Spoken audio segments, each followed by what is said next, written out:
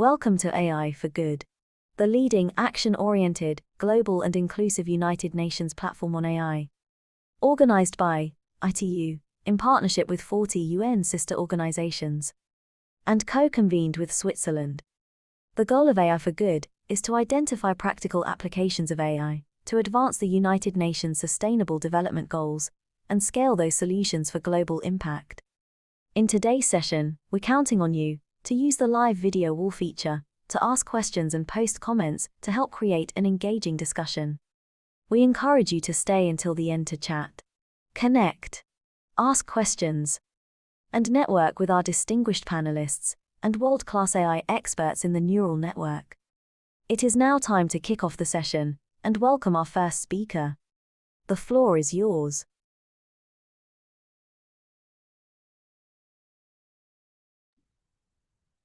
Many thanks for joining us for this Interagency Standing Committee briefing. My name is Wendy Q from the Interagency Standing Committee Secretariat, and I have the honor to host, in collaboration with the International Telecommunications Union, today's launch event of the AI for Good, Artificial Intelligence and Humanitarian Action series, Unlocking the Power of Partnerships.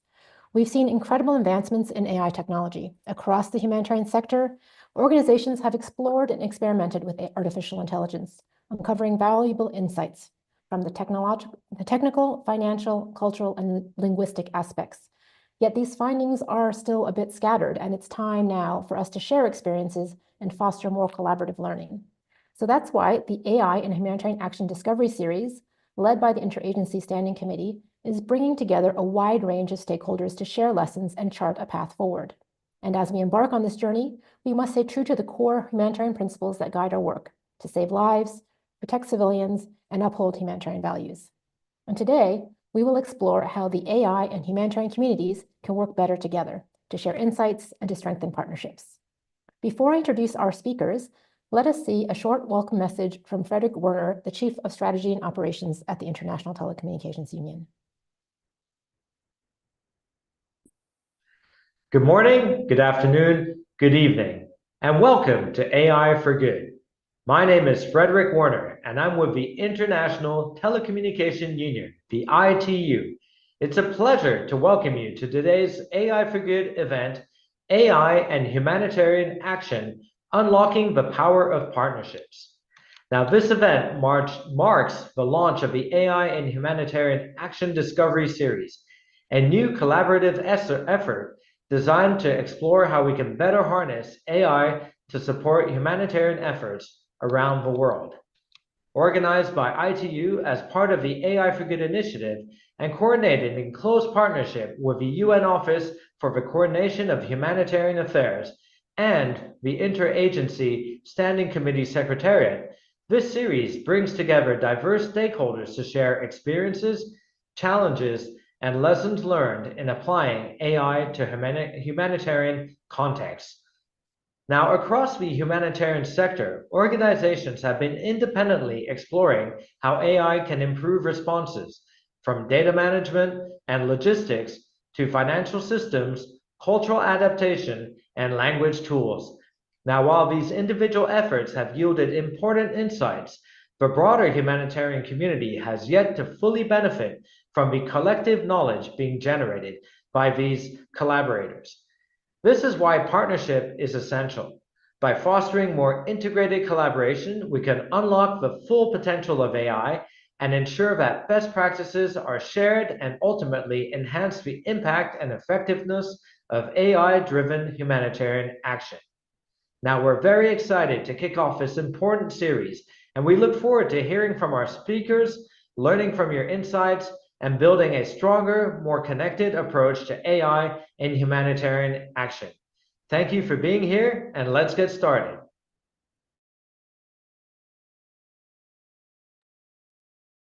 So it's my honor today to welcome a panel of distinguished speakers, and we're honored to have with us speaking today, Mr. Ramesh Rajasingham, the Director of the United Nations Office for the Coordination of Humanitarian Affairs Coordination Division, and head and representative of OCHA Geneva. We have also Mr. Matthew Wyatt, the Director of Humanitarian, Food Security, and Resilience Directorate at the Foreign, Commonwealth, and Development Office, FCDO, from the Government of the United Kingdom. We have Mr. Megan Naidu, the Chief Data Officer of the United Nations World Food Programme, Dr. Erica Moret, the Director of the United Nations Affairs and International Organizations at the Microsoft Organization, and Ms. Nyalang Murosi, a research fellow at the Distributed Artificial Intelligence Research Institute, otherwise known as DARE. Following this panel, you will have time for discussion. However, at any time, should you have questions or comments, please put them in the platform. So without further ado, I would like to invite our first speaker, Mr. Matthew Wyatt, to speak about the power of partnerships. Let me provide a brief introduction. Matthew Wyatt leads the United Kingdom's Foreign, Commonwealth and Development Office, Humanitarian, Food Security and Resilience Directorate. With more than 30 years of experience in diplomacy and development, Matthew's previous posts include as head of Middle East and North Africa Department, the head of Climate and Environment Department, Assistant President for External Affairs at the International Fund for Agricultural Development, UK Ambassador to the UN agencies in Rome, and head of DFID in East Africa. He holds degrees in philosophy, politics, and economics from Oxford University, and an advanced degree from the College of Europe in Bruges. Mr. Wyatt, it's a pleasure to see you this morning. Early last year, the UK government convened senior leaders from across the humanitarian sector for a strategic dialogue on the opportunities and risks of artificial intelligence in humanitarian action. And last week, the FCDO announced the launch of the Standards and Assurance Framework for Ethical Artificial Intelligence, otherwise known as SAFE AI, as a new initiative to promote the safe and responsible use of AI in humanitarian innovation. Given these developments, what insights can you share about the UK government's approach to AI, and what could humanitarian actors expect from the UK in terms of AI-driven support and collaboration? Well, thank you very much, Wendy, and good morning, everybody. And first, can I thank you, Wendy, and the organisers for the opportunity to speak at the launch of this terrific initiative on AI and humanitarian action. I'm really pleased to see this new focus on humanitarian action as part of ITU's AI for Good platform. And it's a real privilege, actually, to be part of such a distinguished panel. I think fostering conversations on this subject and creating space for collaboration is going to be critical if we're going to seize the opportunities and responsibly use AI in humanitarian responses. The first thing I really ought to say is this is a hugely difficult time for the humanitarian system. The UN's Global Humanitarian Overview describes 2024 as catastrophic, one of the worst years ever, with over 300 million people in humanitarian need, driven, of course, as ever, by more and more conflict and climate change. Underfunding and access constraints and attacks on aid workers and civilians and their infrastructure are all constraining the ability of the humanitarian system to respond to all this. And I think this year, the resourcing situation has dramatically deteriorated even further. At the start of the year, the UN was hoping to reach 190 million people this year, but now there's some talk that it will instead look to focus perhaps on the most severely in need, 100 million, those of them who are in the most severe need. And of course, that's going to mean that it's going to be all the more important to be able to identify and reach the people who need the help most with what they need most. And of course, artificial intelligence isn't a panacea for this, but it can play an increasingly important part in helping us to do that. Just a quick word, if I may, beyond the humanitarian system. AI is, of course, at the forefront of the UK's priorities, as it is for many other countries. And our Prime Minister is personally committed to developing the nation's AI capabilities. So alongside our focus on maximising the opportunities of AI and driving growth, we remain committed to working internationally to develop safe, secure and responsible AI. And I think events like this and international collaboration more broadly are vital to ensure AI's potential is unlocked, including through accelerating progress on the enablers of AI, such as compute and driving investment. And the UK is fully engaged in helping to shape the global conversation in a number of fora, including the Hiroshima AI process through the G7, the signing of the Convention of AI at the Council of Europe, which is the world's first legally binding treaty on AI, and focuses on the Council's remit of human rights, democracy, and the rule of law. And the UK is also committed to partnering with low and middle income countries to build AI capabilities and ensure all countries can harness this technology to address critical challenges and foster growth. For example, through our AI for Development program, we're working with local partners, plus a number of countries and the Gates Foundation, among others, to support the creation of safe, inclusive and responsible AI ecosystems across Africa and Asia. But coming back to humanitarian action, this is a really exciting time, I think, for conversations on AI in the humanitarian space.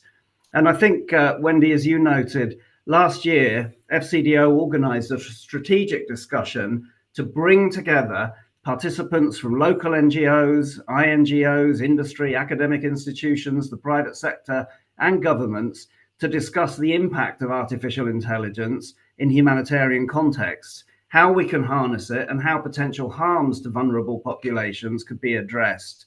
We had really rich discussions, but I think the most valuable thing to come out of that was a whole set of relationships between tech actors and humanitarians, developing our understanding of the technology and how it can impact the sector, and crystallizing some of the key issues for us as a community to address. And one of the things we discussed was the need to support the responsible use of AI. And I'm really pleased to announce that last week, as you mentioned, I think we announced the new Safe AI project with an excellent team that consists of the CDAC network, the Alan Turing Institute, and Humanitarian AI Advisory.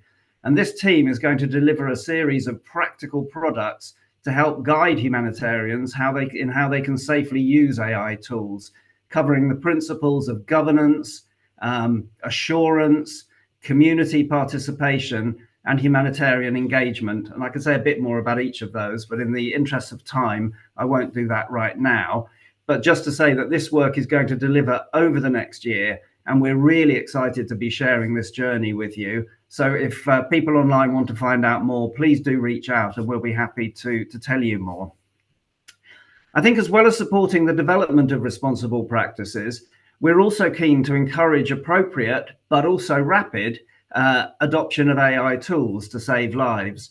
For example, some of the things that we've supported have leveraged AI-powered tools to do things like provide clean drinking water to refugees by improving the water chlorination process, improving the health of children by more quickly and accurately identifying child malnutrition, and also protecting civilians from airstrikes through an early warning system that identifies and predicts threats, sending an early warning notification to civilians 7 to 10 minutes ahead of incoming airstrikes. We're also using AI tools in-house in FCDO. So one tool that we rely on is a daily media monitoring report, which highlights key humanitarian issues, but also serves for us as an early warning indicator. And over the last year, AI tools have reduced the length of time it takes to produce this product, while also increasing the breadth and scope of our coverage. And as well as embracing the use of tools, we recognize the importance of strengthening the wider humanitarian system's understanding of AI. And through our sponsorship of the UK Humanitarian Innovation Hub, we're strengthening collaboration and coordination in this space.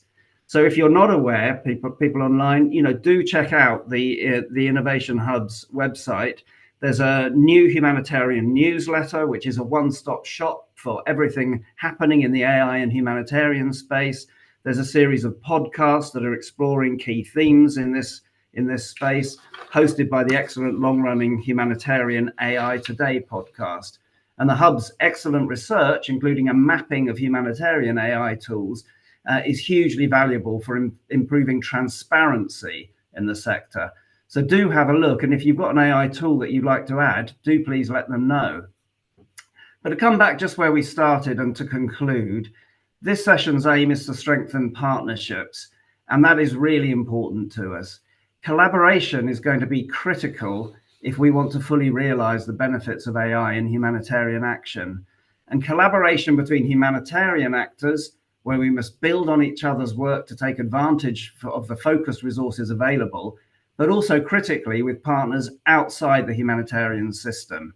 Humanitarians cannot and should not reinvent the wheel on responsible AI, but we've got to make the most of and build on the excellent work that others have already forged ahead with in other sectors. So this partnership between humanitarians and tech experts who maybe don't know much about humanitarianism, but also care about saving lives, is going to be critical. And if we can get that right, then I think together we can help save many, many lives.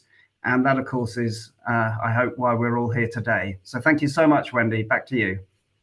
Thank you so much, Matthew. Thank you for sharing the information about the work that the United Kingdom is doing, and I'm sure there'll be a valuable resource for many of our humanitarians and really a key partner. I'd like to turn now to our next speaker, who's Mr. Megan Naidu. Megan, if you could join us with your camera on, thank you. Mr. Naidu is the World Food Programme's first ever Chief Data Officer, leading the development and implementation of the organization's inaugural data and artificial intelligence strategies. Under his leadership, WFP is transforming data into a strategic asset to enhance decision-making, accelerate emergency response, optimize resources, and strengthen food systems worldwide. With a background in large-scale data transformations across the private sector, Naidu brings deep expertise in building data ecosystems that drive meaningful change. And at the World Food Programme, he's laying the groundwork for responsible AI adoption in humanitarian operations, ensuring that its use is ethical, scalable, and designed to drive lasting impact. So, Mr. Naidu, you're responsible for the deployment of artificial intelligence at scale across the World Food Programme, and you and your team have recently finalized WFP's first ever AI strategy, and you're spearheading also impactful AI applications in the humanitarian sector, ranging from disaster response to beneficiary identification and beyond. So it would be great if you could share a few insights and lessons from this work. Thank you, Wendy, and good morning, everybody. Yes, really great question. I think a little bit about the AI strategy was officially announced by the executive director, the executive board in February this year. So we are, early stages into the execution of our strategy. But a little bit about our strategy, it's framed around some core dimensions, which we refer to as WFP's AI Diamond. So the dimensions really around building a robust AI infrastructure, which ensures that we can deploy AI securely and at scale and at speed, ensuring that AI governance and ethics are in place to protect against bias and risks, and fostering an AI culture within WFP, which is addressing the people component, and then also a dimension around strategic partnerships with private sector, academia, and governments. And I think a lot of the topic of discussion today. And then finally, the last dimension, bringing all of that together for delivering impactful AI solutions to improve food security and forecasting, crisis response, and operational efficiency. Then in terms of lessons learned, it has been quite a journey for us as we work through this, but I think some really good reflections. One is around that data is key. Data is really critical for successful AI ambitions. And I think the good thing for us, we already launched our global data strategy a year ago. So we've made good inroads on strong data foundations, which now set us up for strong AI foundations that we will build on that for executable solutions. Then there's the element around a principle we have in the strategy, which is building human in the loop as a guardrail. So our perspective on this is that AI must be about human augmentation and not human replacement, especially when it's about decision making. Then there's also the risk and ethics component that has come through as reflections and lessons as we embarked on this. And we have built that into strong governance and ethics and control towers around AI as to how we deploy that in the organization. And then lastly, around scaling. Scaling is more than just technology. It's quite critical, but a lot more comes with that. A lot of scaling goes back to the people component again. And we're quite strong on that we take our people along this journey with us and have a very targeted approach around AI literacy and AI culture and how we build that out as we move forward. Thanks, Wendy. Can I just ask you, please, a follow-up question, Megan? What type of partnerships would help elevate these efforts to the next level? So partnerships are key for us. I think we see this in three key areas for us. The first one around academia and research institutions. So to co-develop AI solutions that align with humanitarian realities, not just commercial priorities. Then secondly, around technology firms to help us scale AI responsibly, ensuring security, interoperability, and ethical standards. And then thirdly, around government and local organizations. This is to ensure that AI solutions are context aware and don't widen the digital divide with unintended consequences, but instead empower communities. So that's really how we're looking at partnerships, and we're certainly looking at it internally in the organization, but I think a lot more with an external focus where a lot of investment and work has already been done. And the thinking is, well, how do we repurpose that for our ambitions? That's great. Thank you, Megan, so much for explaining a very comprehensive WFP AI strategy, as well as some of the other important partnerships that will help you leverage that. I'd like now to turn to our next speaker, Dr. Erica Murray. Dr. Erica Murray is the director of the United Nations Affairs and International Organizations Division at Microsoft in Geneva. She leverages technology innovation, including AI, to support the United Nations in addressing global challenges through multi-stakeholder engagement. And with a doctorate in philosophy from the University of Oxford and a degree from France's École Nationale d'Administration, she has a very rich background as a former diplomat. And until last year, she was a senior researcher at the Geneva Graduate Institute and a visiting professor at Sciences Po. And Dr. Murray has provided strategic advice on humanitarian affairs and global security to various governments and international bodies. So Dr. Murray, welcome. Microsoft has been a champion of AI for good for several years and supporting both the UN and international organizations in deploying artificial intelligence across various use cases. Could you please share with us some of the impacts and good practices on AI in the humanitarian sector? Well, thank you very much, Wendy. And I'd also like to extend my thanks to the ITU, to the Interagency Standing Committee, to UN OCHA, and to others involved here today, WFP, UK government, and so on, for having me here. It's a real pleasure. And as Wendy said, my former work as an academic and founder of a not-for-profit involved me working with and for the humanitarian sector for around a decade. So I'm really proud and honored to be able to keep the humanitarian torch going from my new role within Microsoft. So to start off and to answer your question, Wendy, as we all know, the global humanitarian landscape is marked by enormous growing complexity, mounting needs, driven by protracted armed conflicts, climate change, economic instability, and so on. And we also know that we're seeing a shrinking of the humanitarian space. At the same time, the humanitarian sector faces severe and growing funding shortfalls, and we all know about the current crisis that's underway right now. And I think for us, it's really obvious and clear that in such a context, the importance of multi-stakeholder engagements has been vital for a really long time in this field, but the role of the private sector is clearly emerging as an ever more important partner to humanitarian organizations in the current climate. We also see the growing role of innovation, of technology more generally for humanitarian actors and organizations in areas that include data science, engineering, the use of blockchain, for example, for humanitarian payments.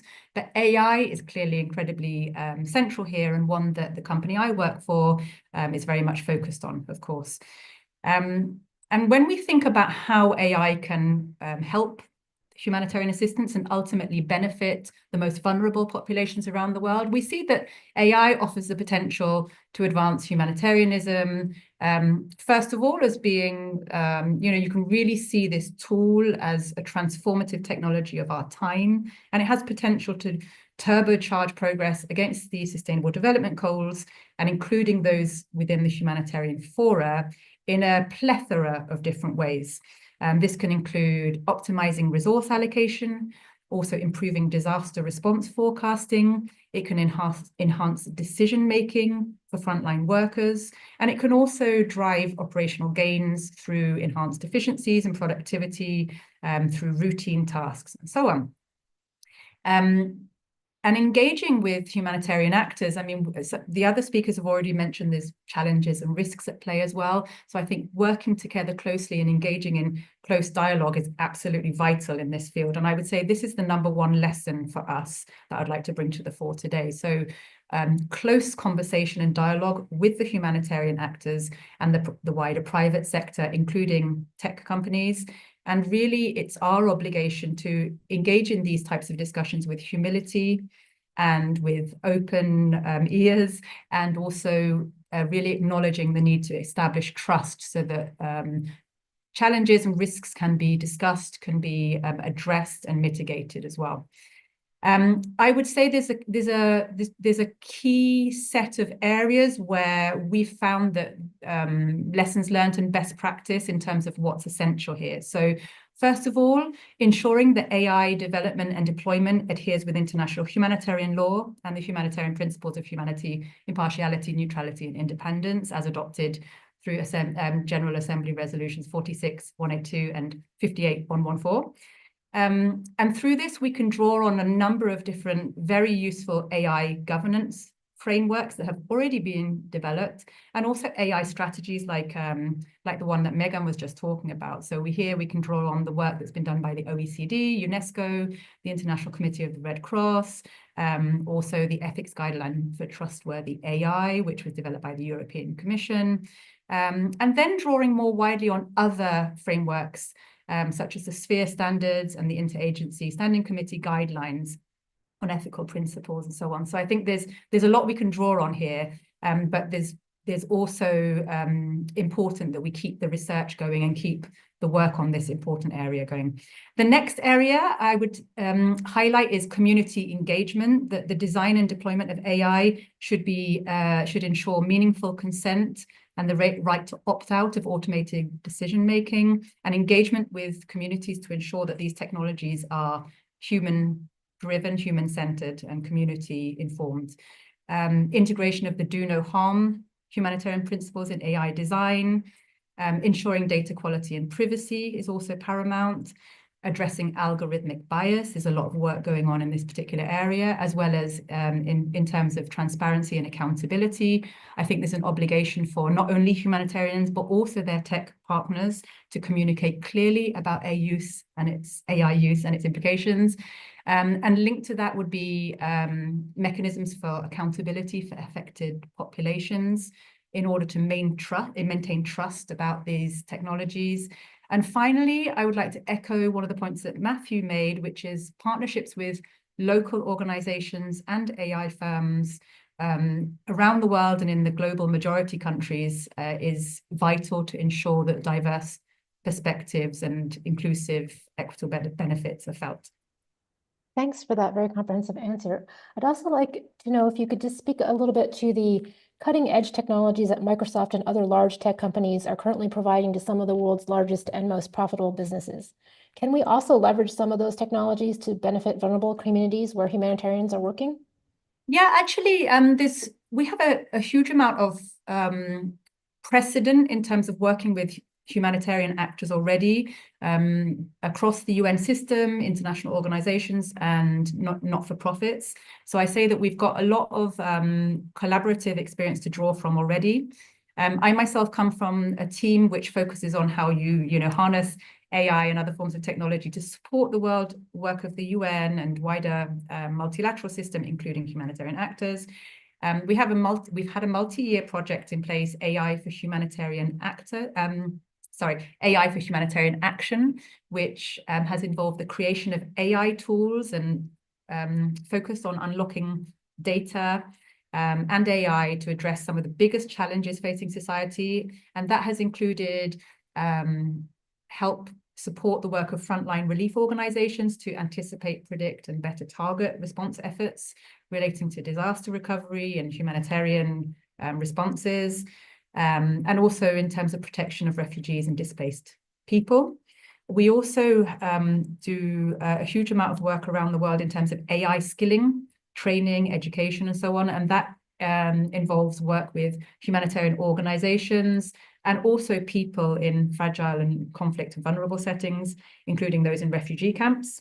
We also have something called Microsoft Cloud for non-for-profits, and as well as large-scale digital transformation activities underway with many of the large humanitarian bodies and organizations geared at improving productivity and efficiency and doing their work in the field. So there's various examples of work that we've done with IOM, with the World Health Organization, with UNHCR, and with many others that kind of cut across a variety of different AI tools and harnessing of AI in support of humanitarian action.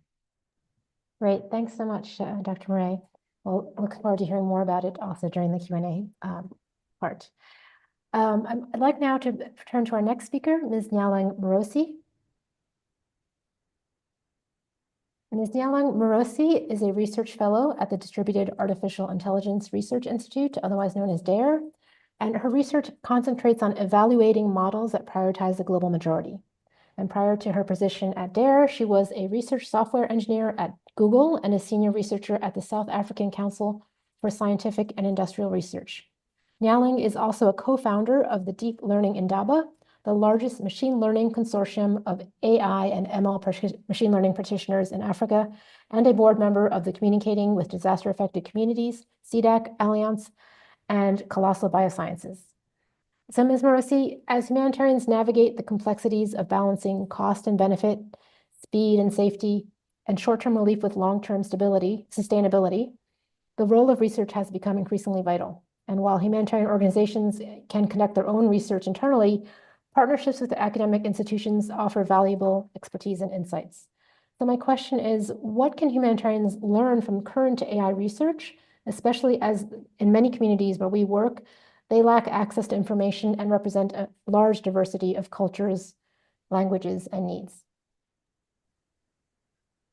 Thank you. Thanks so much for having me here, Wendy. And thanks to the ITU and all the organizers. It's great to be here. And more than anything, why I enjoy some of these sessions is learning a lot more about how, practitioners who are really out there to the populations we don't always see. People who work with people who are stateless and people who are not always written down in the AI regulations, because a lot of them are usually written for citizens. So it's always interesting. And I think this is as a researcher, I think this is an incredibly difficult space to be because there is need, but also you're working with some of the most vulnerable populations. And also you're working with the most diverse groups of people. And if there's one thing that AI struggles with is diversity. The more diverse the problem is, the more languages you have to cover, the more cultures you have to cover, the more difficult the problem is, and the more data you need. And importantly, we also knew that it is in this diversity, in the non-English speaking, in the non-Western community who, are a lot of the clients of the humanitarian sector. It is exactly the very place where there is so little data. And so then you have to wrangle this thing. One of the things that I think can be, the first thing I think that academics have been saying to pay attention to is to understand the limits of what AI can do and where you're going to start to run into problems. I think that is very important, especially when you're working in a resource-constrained environment such as this one. Everybody has come through, the previous speakers have come through and spoken about the limited funding, and therefore that means limited resources. And so to think through, what is the best way to optimize when you're working in this? So I think research can offer this.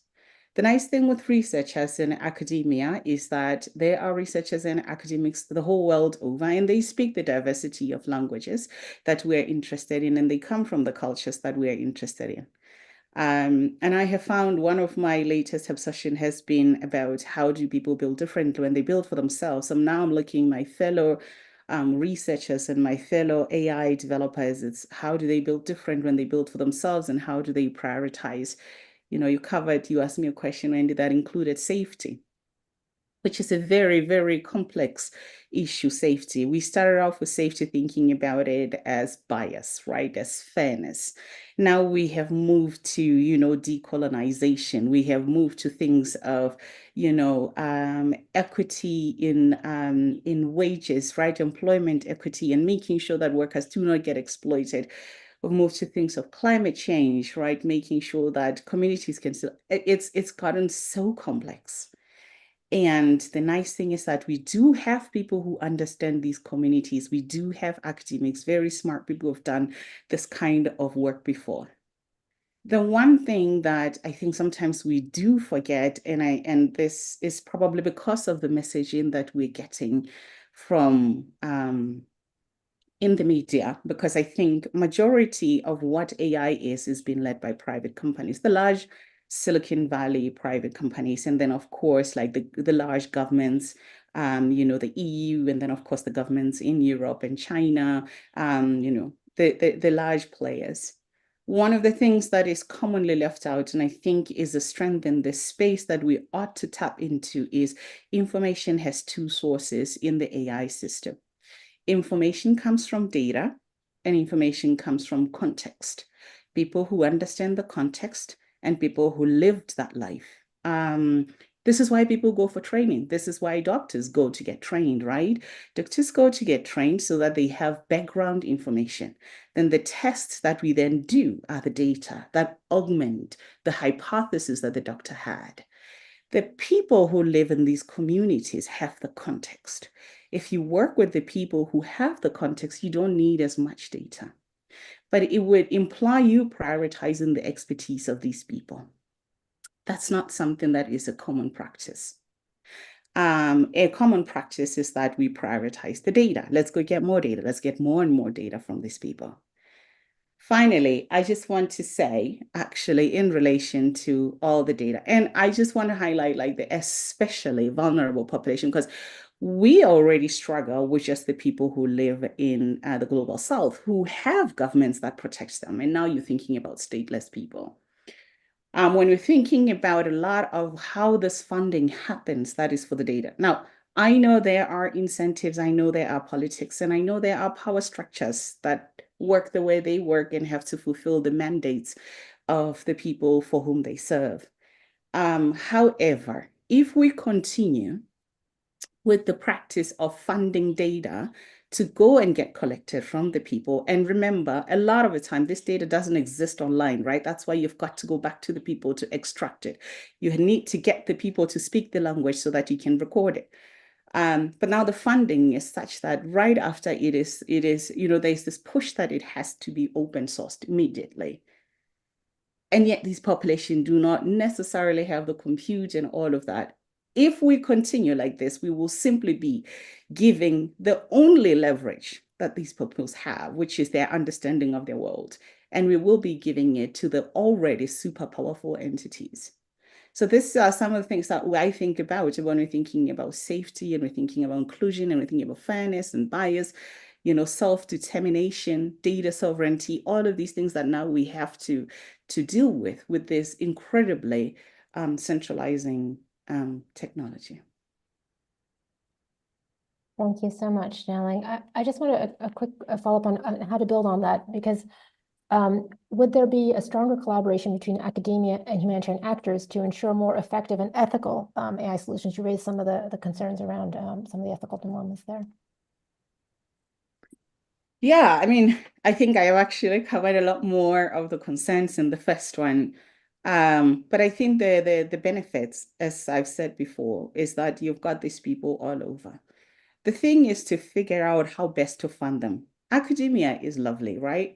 Academia is where people can learn in time, a little slower. It's not so much these days. Everything is fast, but it used to be such that you could look at a problem that did not necessarily have a readily made profit motive.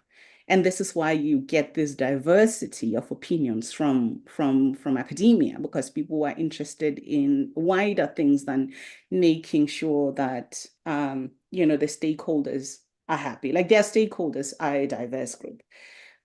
So what I think is, find out, and I think this is a place where governments should be interested. To go back, academia is not getting funding, as much funding either. Academia, a large chunk of academia, including the people who do things like, bias and fairness work, those are also financed by large tech companies. And so the incentives there, they're all over the place. So it's one of those entities where you even like a partnership with the humanitarian sector, there's conversation of we need to be aware, we need to be educated about AI, etc. Academics are the people who can actually tell you about how they envision AI might work in their community, like what's on the ground, what's the knowledge that's there. You literally have experts that are aware of the context, but also of the technology. This is like the sweet spot for academia. And then the second thing is that you do have up and coming scholars who are interested in this. And I think one of the things with a current AI is the understanding of context. But if the humanitarian sector could work a lot closer with the universities, perhaps provide the case studies, right? This does two things, right? It gives an insight for the humanitarian sector about how this might be tackled, right? Because these people will be fairly technologically savvy. But also for the student and the scholars, it also conditions them to the on-the-ground complexity of working a real problem, right? And I think it also helps them to start thinking about AI beyond, the LLMs, like properly specific AI. And I'll close off with saying, I think one of the best things that can be done is to start with the question, what is the thing we want to solve? Start with the question because you're working in a low resource environment and you will have to augment the information. You will have to augment the resources and you cannot augment everything. So it's this thing about specificity. You have got to know what is the data I'm going to have to collect, who are the experts I'm going to have to find because they are few and far in between. And then we can start to target the most pressing problems first. Thank you. That's it. Thank you so much for that very reflective expose of how we can work more closely and taking attention to both the data and the context and working with AI researchers. Speaking of the humanitarian sector, I'm going to now turn to our next speaker, Mr. Ramesh Rajasingham. Mr. Rajasingham was appointed the director of OCHA's Coordination Division and head and representative of the Office of the Coordination of Humanitarian Affairs in Geneva since September 2018. He brings more than 25 years experience in the United Nations, including as acting as OCHA's Assistant Secretary General for Humanitarian Affairs and as a Deputy Emergency Relief Coordinator. Ramesh has carried out assignments with OCHA and UNICEF and worked in crisis settings around the world, including as a Deputy Regional Humanitarian Coordinator for the Syria crisis. Mr. Rajasingham is a Sri Lankan national and holds a master's in economics and speaks both English and French. So Ramesh, if you could please join us with your camera on. I'd like to ask you about your impressions from hearing from all our speakers and that there's clearly a lot to do. Wendy, my camera is on. Oh, okay, now it's coming on. Okay, Great. thank you. So as I said, last year, we mentioned earlier last year's FCDO event and the IASC briefing on AI and humanitarian action in November. And we heard many partners that are calling on for greater coordination in the system, and that's the role of OCHA. So please, could you tell us what's the plan for OCHA going forward? How will OCHA help build a more cohesive, collaborative, and effective humanitarian AI community? Over to you. Thanks very much, Wendy. I'm really happy to be a part of this panel discussion. Also to thank the really excellent panel members for their insights and information that have come before me. And also huge appreciation goes to ITU for bringing this theme to the fore this year. This is really the perfect time for that. Also, a very special thanks to Matthew. Great to see you here, Matthew, and FCDO for their pivotal role in initiating this community-wide dialogue on artificial intelligence, particularly through your Wilton Park event last April. And UK's leadership here has been instrumental in advancing this critical conversation. And also, I think to FCDO on the recent launch of the Safe AI project, this is going to be a foundational framework, I think, for enabling responsible AI and humanitarian action. And it's super important for us, for the human community in light of the risks that we now face in this new environment and also this changing environment. So innovation in pursuit of operational performance and efficiency is not just encouraged, it's really an imperative for us, right? It has the potential to significantly enhance the efficiency and effectiveness of operations, from predictive analytics to optimizing resource allocation. And we all know that at this particular moment in our field, it's super important given the constraints we face in terms of financing. So if we are to meet these growing demands and complexities of global humanitarian challenges, embracing this innovation is essential for us. And we must be bold in exploring new tools and approaches to stay ahead of the curve. We will make mistakes. I think we'll have to learn from them, but that cannot at the same time we cannot at the same time be cautious in going forward on this. We've listened carefully to the humanitarian community's call for a coordinated approach to exploring and leveraging this transformative power of AI, and it's clear that we must learn together, experiment together, and build these solutions together. And in fact, this was a recurring theme during and after the first IASC briefing on AI in humanitarian action, which we held at the end of last November. And this underscored the power of partnerships, especially given the scale of the data, investment, and potential outcomes at stake. Now, there's no way that we can match the vast levels of investment that governments and corporations are investing into developing AI and at scale. So for us, the criticality of partnership is the key issue here. And we must work to build together this partnership and ensure that AI is harnessed for the benefit of those we serve. And as both Erica and Matthew have mentioned, we need to ensure that local partners, including local AI companies, are part of this circle. And in this case, I want to underline the importance of the AI for Good platform as a space to broker partnerships and to create opportunities for humanitarian actors. It inspires, it provides support, advice, it provides access to the technology and also access to financing, all of which are essential if you want to scale up AI solutions in our sector. So it's vital that humanitarian efforts or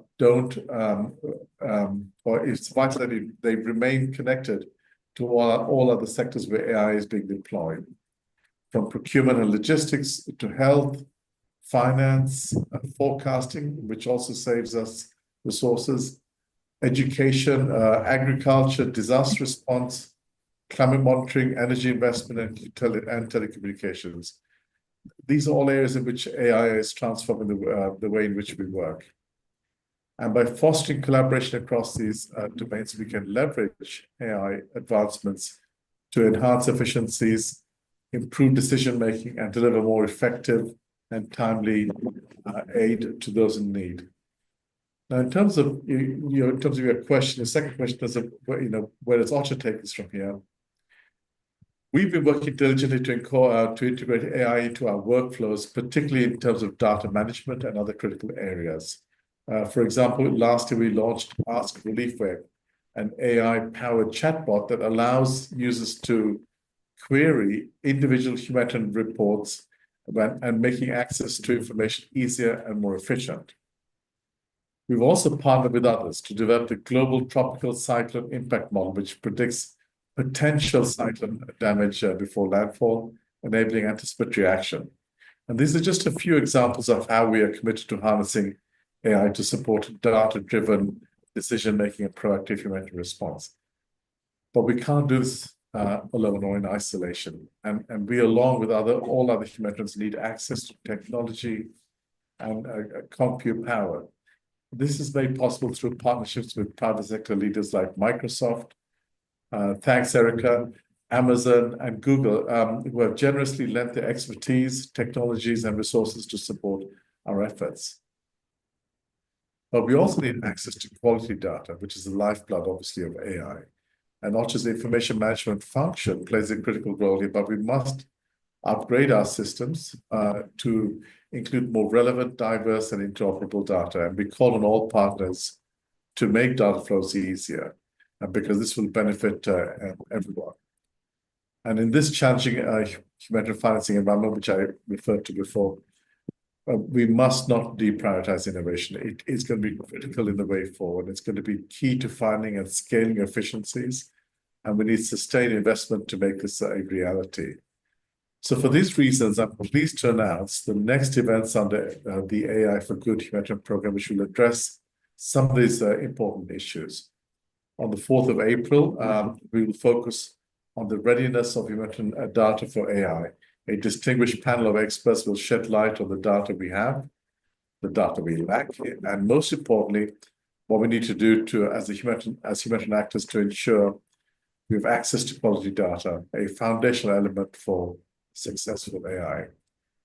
And then a month and a half later, on the 15th of May, we will tackle the crucial issue of financing for innovation in this difficult context.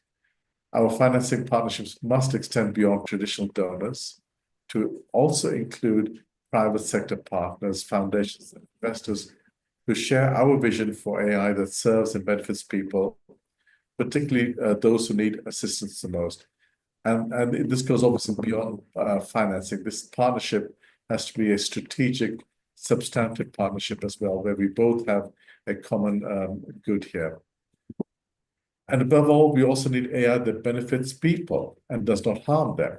So on the 4th of April, we will address the potential harms of AI, explore the topic of navigating truth in crisis in the AI age, and the dual role of AI in I'm sorry, I pinched your desk because I needed the charger. Sorry? Sorry, I didn't hear that. And the dual role of AI in harmful information and humanitarian action. This is a critical conversation, and we must approach it with care and responsibility. So it's our hope that these thematic discussions will continue to grow, and we invite all partners to join us in this endeavor, not just as listeners, but also as active partners. And now, finally, please do ask questions, bring new ideas, and organize additional sessions. This platform belongs to all of us, and its success is crucial to ensure that AI works in the best interest of humanity. Your engagement is what will make this work. And as Neeraj has just urged us, we have to keep the most vulnerable at the center of everything we do in this respect. Thanks very much for this opportunity, Wendy. Back to you. Thanks very much. Thanks so much for sharing the information about the work that OTA is doing. And we hear clearly the call that you've made for collaboration, partnership, and further efficiencies that can be found. I'd like to invite the panelists all to come back on camera. We're going to open the floor now for some questions and comments by the audience.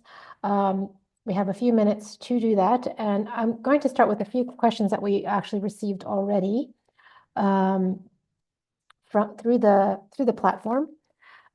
First, I wanted to ask Matthew if you would come in on this question around what role do affected people play in decisions about their data and AI. You had spoken about the governmental and legal and regulatory framework. So maybe what is the role that affected people would play in these decisions about their data and artificial intelligence? Yeah, thank you very much, Wendy. And that is it's the $64 gazillion question, really, isn't it? I mean, on the one hand, we've got this really, really exciting technology, and it's moving so fast. And for those of us who are not right at the cutting edge of the sector, it's quite hard to keep up and understand what's going on. So imagine what it must be like if you're a beneficiary of a humanitarian program in a conflict situation or in a refugee camp and so on, how difficult that must be. So I think it's a really important question we all need to think about really hard. I think I'd suggest there are three principles we really want to apply. One of them is participation. We need to find a way of ensuring that affected populations are really involved in the decision-making process on how AI is going to be used, that they understand how their data is going to be used, and that they give their consent for it being used. Difficult to do, but it's an important principle. I think the second one is empowerment, so that we use AI tools not only to ensure people are informed and give consent, but also to support local communities to take the lead in identifying solutions to the issues that they face, and to support preventative action. And we heard Ramesh just talking about somehow we can use AI tools for preventative action. We need to make sure that information is provided for local communities so that they can do that. So participation, empowerment, and I think the third one is accountability and transparency. You know, we've got to be able to hold ourselves and others accountable for the ways in which data is being used, and be transparent. So I know all that's easier said than done. As part of the Safe AI initiative, we are supporting the development of an AI participation playbook, which is designed to kind of help humanitarians kind of apply best practice in this area for community engagement, and to build, develop, but also share best practice among the community. So anyone interested in more on that, do get engaged with the Safe AI initiative and help us make that playbook as effective as it can be. Thanks. I'll stop there. Thanks, Matthew. Really interested to see how that initiative develops. I just wanted to check and see, Nyaling, did you want to come in and add anything to that about effective people engagement in protecting their data?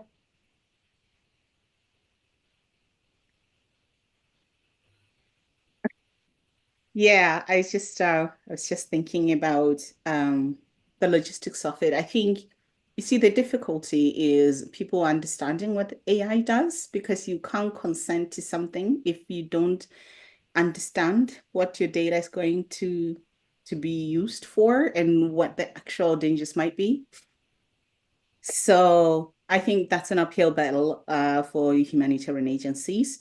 But once again, perhaps one of the best things is to make sure once we are collecting data for specific tasks, because then I think it might be a lot more easier to explain why this data is being collected. People will understand an application, other than, for example, to talk about AI as a general tool, as a general application. So, but once again, one of the things is I actually don't know how this gets resolved.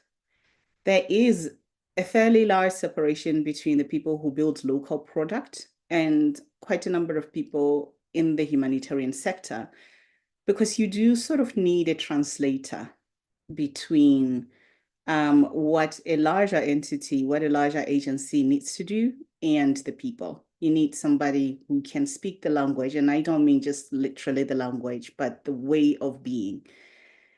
So perhaps actually that's one of the things that the humanitarian sector might do, build a dictionary directory of who are the local builders, because then the local builders might be the people who translate exactly what it means to give your data, to contribute your data to a project. Thanks. Megan, did you want to also add something here?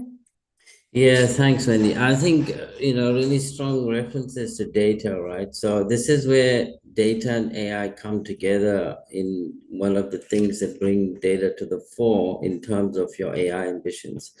So just to share a sense of how we're approaching it, we launched the global data strategy a year ago, which is very much about the type of things being surfaced around data governance, how you use data ethically and responsibly, and then privacy considerations. So that comes quite naturally together for us as we execute on our AI ambition, where data in the use of AI is very critical.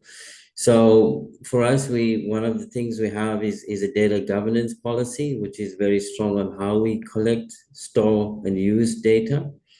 And then further to that, we have a global privacy office where, in our case, the people we serve around the world, where their private information is collected, stored. So from a technical point of view, we have the necessary controls and guardrails, but also from a use point of view, that when we're using it for analytics or AI purposes, we're being transparent and open to the people whose data we've collected as to how we're using that data, and do secure their consent upfront. Thank you.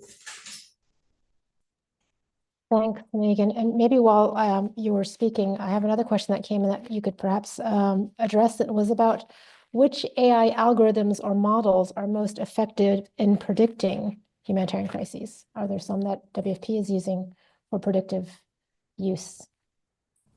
Thank you very much, Wendy. I mean, a really good question. I think there's no shortage of models and technology. I think that's a good news for everybody. And you know, the idea of trying to find the best, I think there's lots of good ones, and there's new models coming out every day, as we've seen in the last weeks and months. And you know, the one that suddenly looks the greatest, and a few days later it's outdated.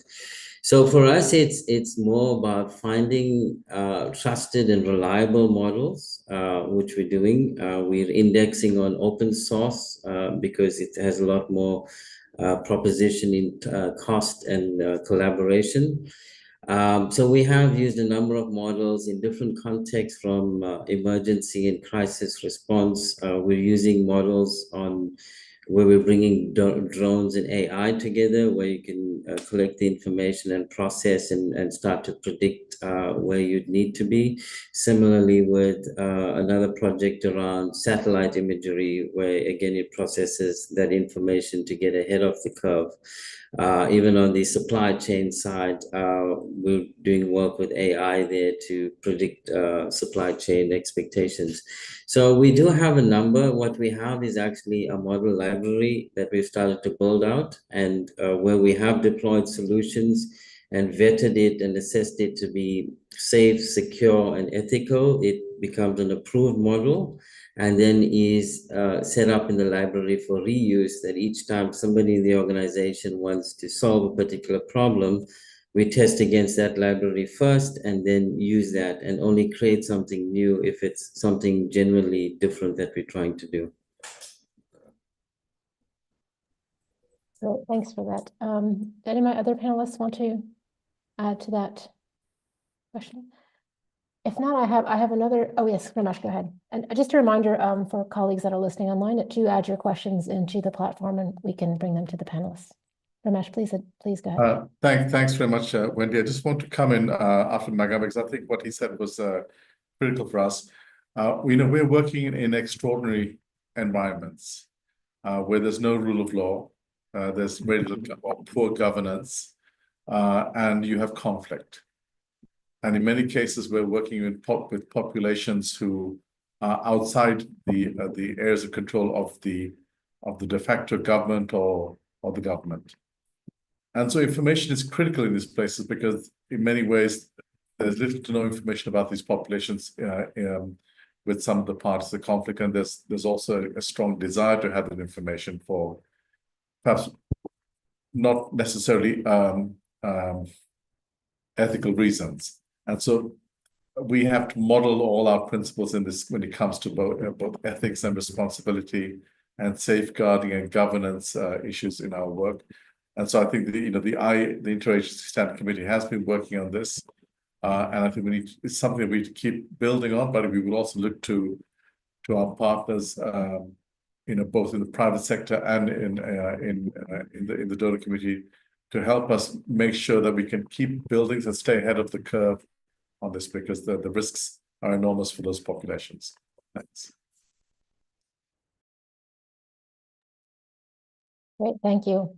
I have another very topical question now. Many of you addressed the funding crisis that we're currently facing in the humanitarian sector. And the question is, can artificial intelligence help address some of the aspects of the funding crisis, because it's providing maybe more cost-effective solutions to some of the work we're doing? So I see Erica nodding. Do you want to take this question? Yeah, sure. I think this is very much a question that's clearly on everybody's minds right now. And I think it brings me back to my first point, which is that public-private partnerships and multi-stakeholder engagements are increasingly important in this particular realm right now. And I would say this extends, of course, to the entirety of the multilateral system. But I think within the humanitarian sector itself, this question is particularly marked. And I think there are various areas where AI can be positive influence, including in terms of things like through digital transformation, in harnessing AI tools. It can enable an organization to do its work effectively and productively, potentially with implications for resourcing. Also, the ability for humanitarian actors in the field to carry out their work in in new ways and potentially to access new ways of doing things that accelerate the work in a considered way, or enable for action that's as well informed as possible based on evidence. I think there are certainly areas, but as the other speakers said, this should always be done in a very carefully considered way.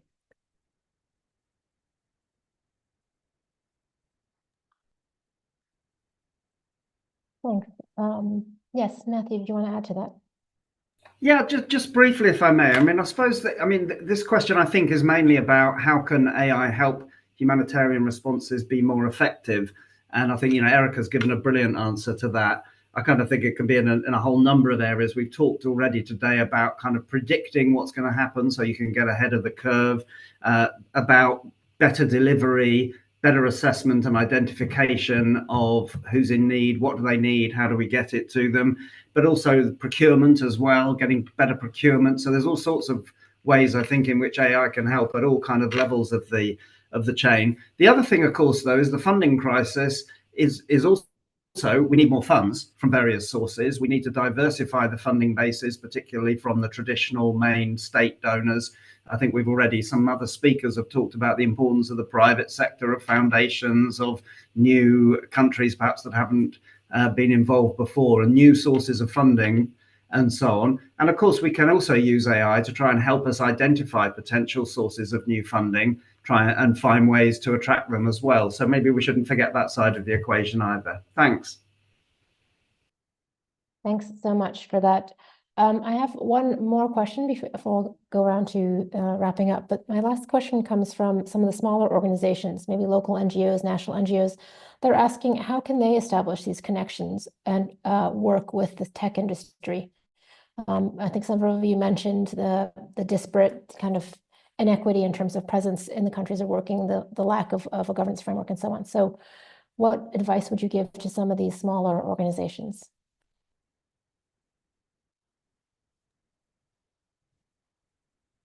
Erica, you first? Sure, I'll take a stab at that. So I can talk from our position here in Geneva, which of course is home to over 400 NGOs from around the world, some 40 United Nations organizations, 180 permanent missions, and also, of course, the likes of IFRC and ICRC, the latter being considered the guardian, custodian of international humanitarian law. So I would say that here in Geneva, we have this forum where it's a pivotal hub for humanitarian efforts, and it allows these different stakeholders from pretty much all parts of the world to come together.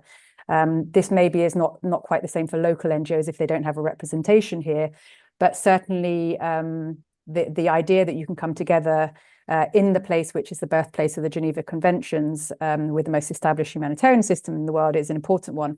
And I think for us, the potential to work with different stakeholders is important, and including collaborating with universities. So if I take the example of EPFL, one of the two federal Swiss technical universities based out of Lausanne, there are a number of centers there that engage in countries around the world on AI, and we're very happy to partner with them on these types of projects. There's a Center for Excellence in Africa.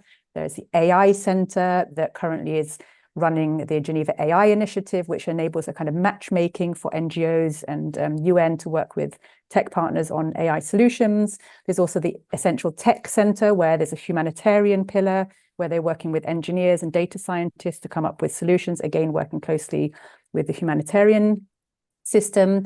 There's also, if I can give just one more example, is Center of Humanitarian Studies at the University of Geneva, where they're engaging in AI training around the world, and have InZone, which facilitates education in refugee camps, and they have a strong AI and innovation focus as well.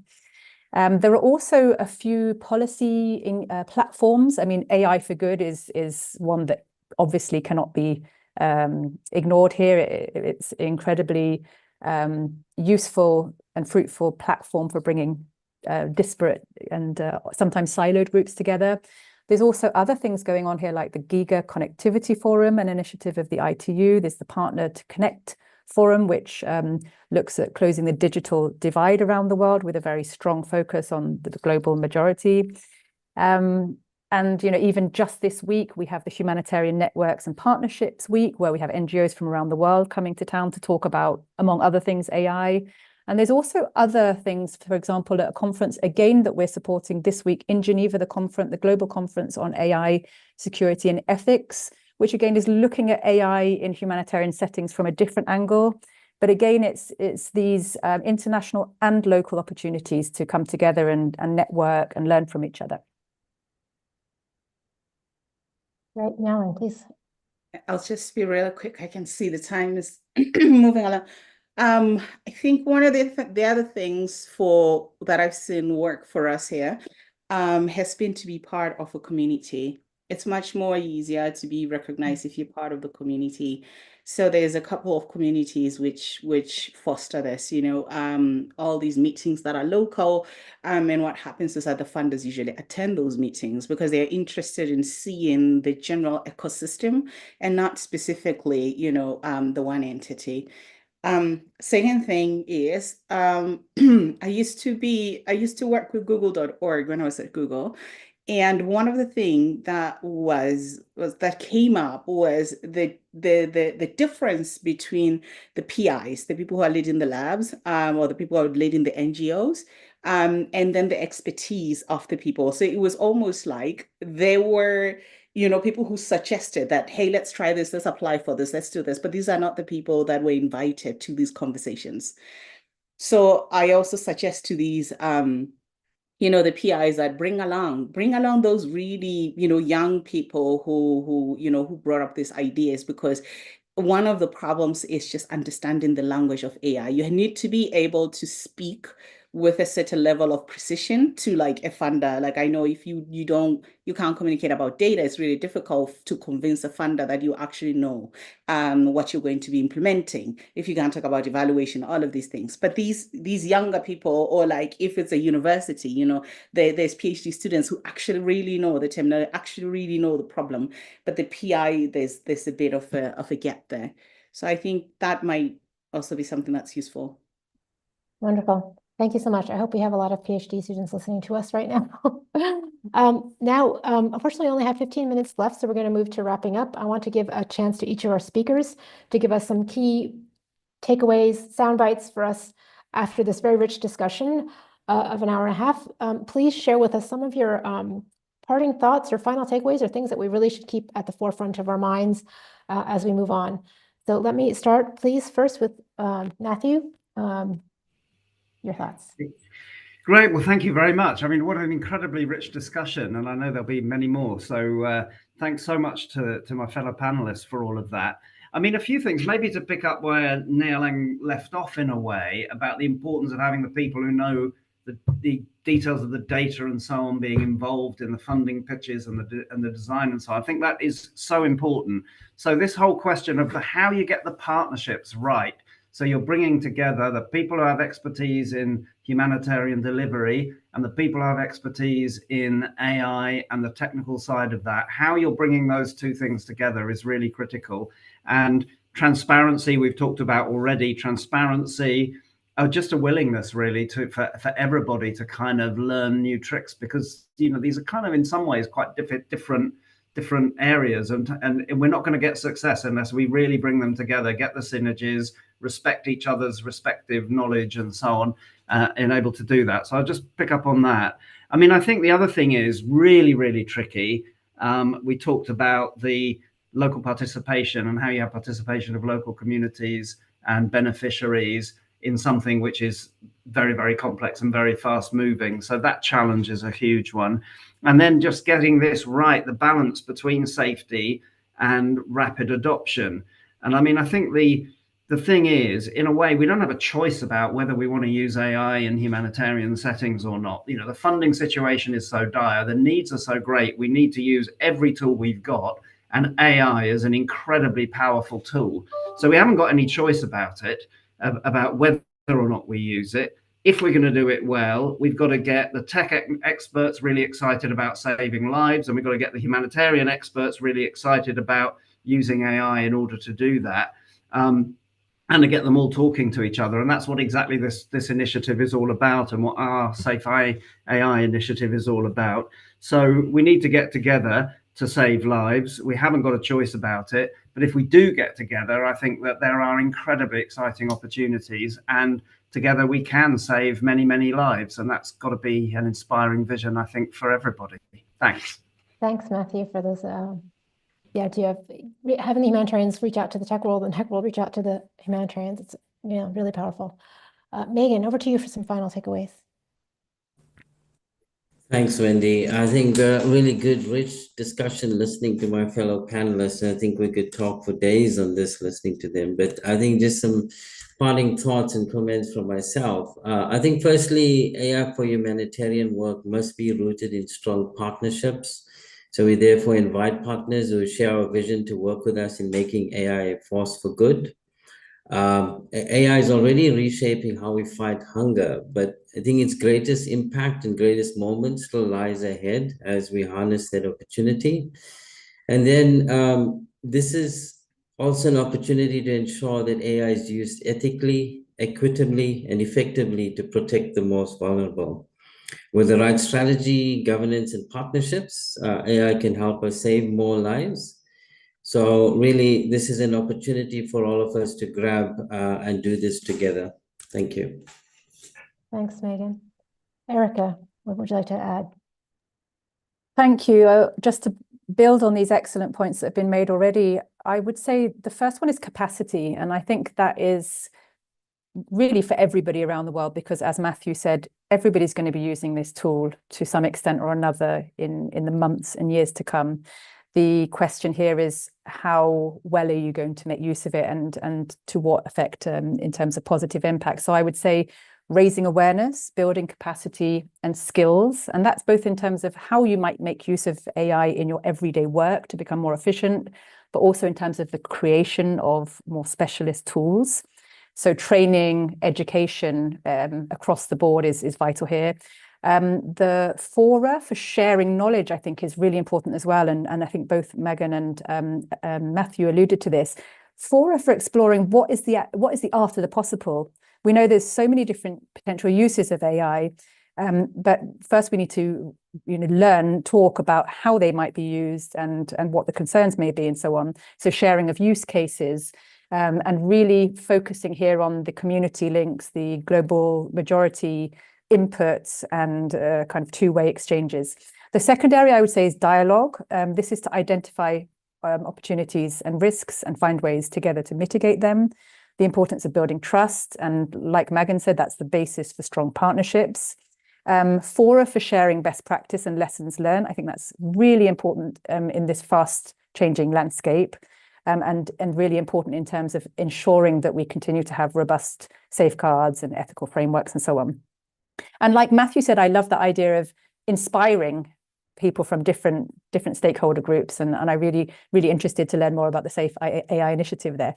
And then finally, just on research, I think there's been acknowledgement by the speakers today and in kind of the literature that there are still gaps in our knowledge. There's more that can be done by universities, by policy, applied researchers as well. This should be multidisciplinary, evidence-based, and again, it will help us to prepare in this rapidly changing world that is AI development.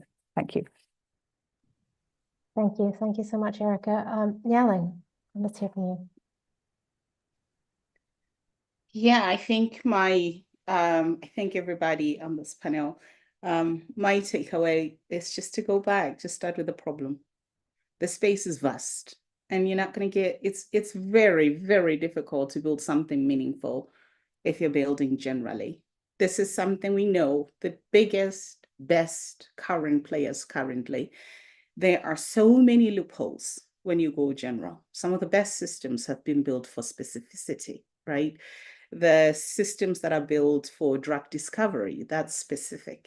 The systems that are built for health, they're specific to the diseases and all of that. Specificity, you got to start with the problem.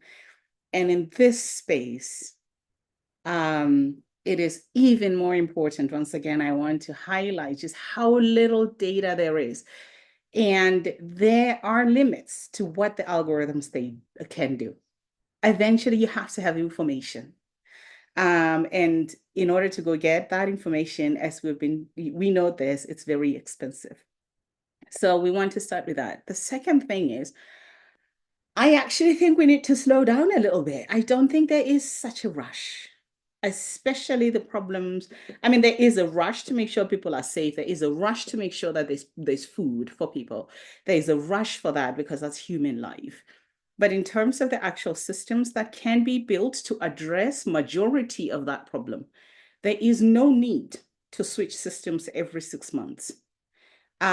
The technology does not actually change as fast as it looks. The fundamentals of the technology have stayed the same for the longest time. Machine learning people and AI people are very good at renaming the same thing. We're very, very good. So the fundamentals of the technology, it's so true. This is why go talk to the academics, the fundamentals of it. And if you're thinking about a problem, like let's say you're optimizing over agriculture, you want to make sure that you're monitoring pests or you're monitoring soils. The technology to do this is so old school. As you can do so much with old school. So I think when we're thinking about our budgets and where to prioritize, we need to be thinking about this. There is no need to be thinking about the latest and freshest thing, because some of the older and cheaper and smaller things can get you to 80% of the problem. And at a problem of this scale, I think that's pretty good. So for me, it's like, think about the problem. The problem will tell you also about the risks. It will tell you about what you're willing to tolerate, where you can get things wrong. If you don't know the scope of the problem, it's very difficult to measure both the budget you need, but also the risk you can tolerate. Thanks for those very important reminders, Nailing. Ramesh, over to you for some final takeaways. Thanks, Wendy. And this has really been, as also Matthew said, a fantastic discussion. When it comes to us, our systems, our processes, our mechanisms, our assessments, they're all becoming much more evidence-based, I think, because we want to prioritize better.